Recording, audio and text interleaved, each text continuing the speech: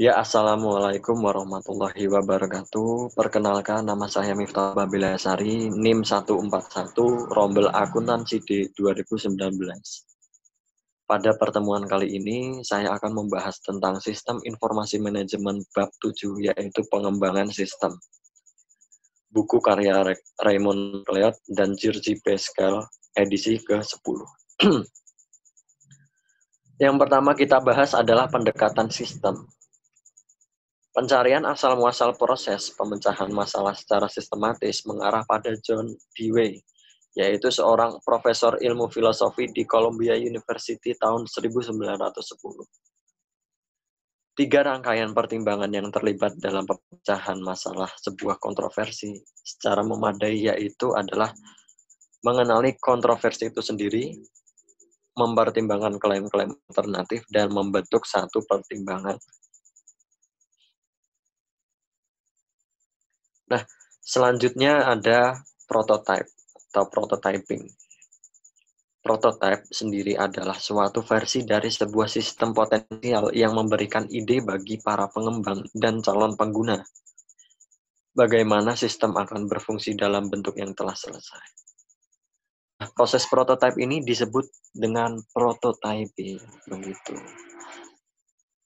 Nah, di sini kita sedia juga ada jenis-jenis prototype.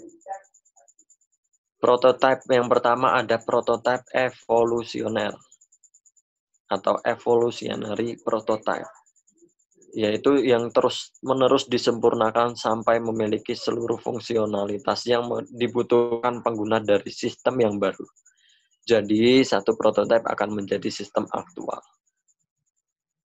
Yang kedua ada prototype persyaratan atau requirement prototype. Dikembangkan sebagai suatu cara untuk mendefinisikan persyaratan-persyaratan fungsional dari sistem baru ketika penggunaan tidak mampu menggunakan dengan jelas apa yang mereka inginkan. Pengembangan prototipe evolusioner. Nah, di sini kita dipaparkan dengan 3 langkah-langkah dalam pembuatan suatu prototipe evolusioner. Yang pertama ada mengidentifikasi kebutuhan pengguna. Nah, pengembangan mewawancarai pengguna untuk mendapatkan ide mengenai apa yang diminta dari sistem tersebut. Yang kedua ada membuat satu prototipe, yaitu pengembangan mempergunakan satu alat prototyping atau lebih untuk menggunakan atau membuat prototipe. Yang ketiga yaitu menentukan apakah prototipe dapat diterima. Nah, yaitu pengembangan yang mendemonstrasikan prototipe kepada para pengguna untuk mengetahui apakah telah memberikan hasil yang memuaskan.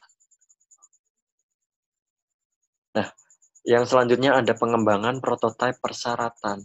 Berikut ada langkah-langkah yang terlibat dalam pembuatan sebuah prototipe persyaratan tersebut. Yang pertama, ada membuat kode sistem yang baru.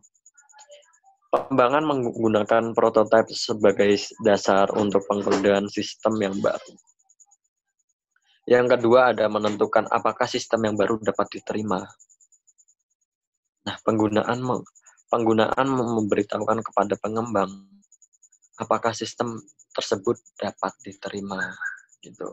Yang ketiga ada menguji sistem baru, yaitu pengembang menguji sistem tersebut. Dan yang terakhir ada membuat sistem baru menjadi sistem produksi, yaitu pengembang sudah mengubah sistem menjadi sistem produksi tersebut.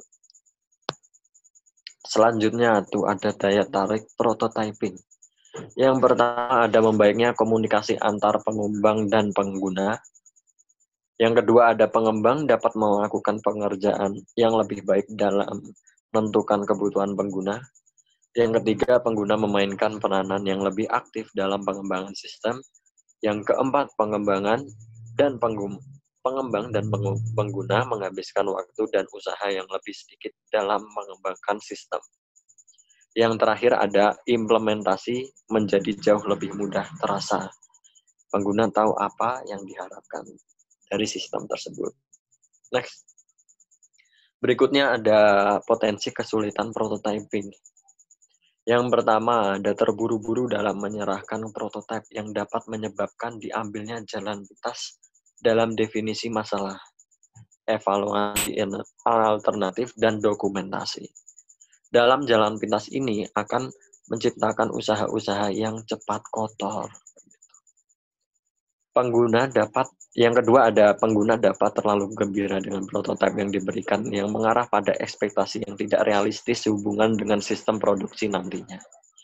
Yang ketiga ada prototipe evolusioner, bisa jadi tidak terlalu efisien. Yang keempat juga ada antarmuka komputer manusia yang diberikan oleh beberapa alat prototyping tertentu kemungkinan tidak mencerminkan teknik-teknik desain yang baik. Nah, yang selanjutnya ada pengembangan aplikasi lebih cepat.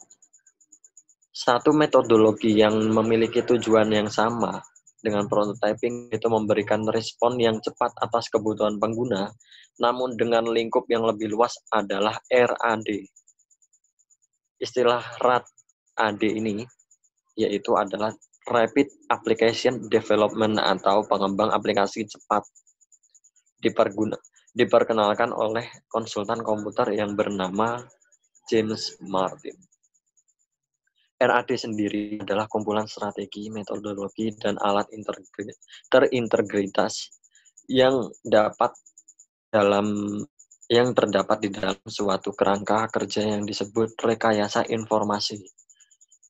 Rekayasa informasi adalah nama yang diberikan Martin kepada seluruh pendekatan pengembangan sistem yang ia perlakukan sebagai suatu aktivitas perusahaan secara menyeluruh. Nah, yang terakhir ada unsur-unsur penting dari RAD. Yang pertama itu ada orang. Daripada hanya memanfaatkan satu tim untuk melakukan seluruh aktivitas SDLC, RAD menyadari adanya efisiensi yang dapat dicapai melalui penggunaan tim-tim khusus.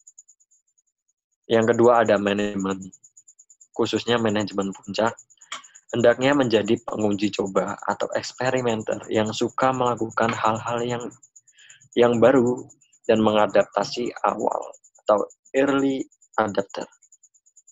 Yang ketiga ada metodologi dasar RAD adalah siklus hidup RAD itu sendiri.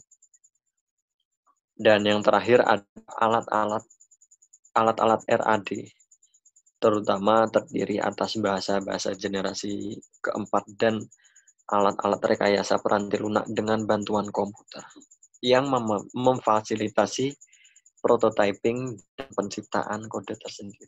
Sekian dari presentasi saya. Apabila masih banyak kesalahan atau kekurangan, mohon maaf yang sebesar-besarnya. Wassalamualaikum warahmatullahi wabarakatuh.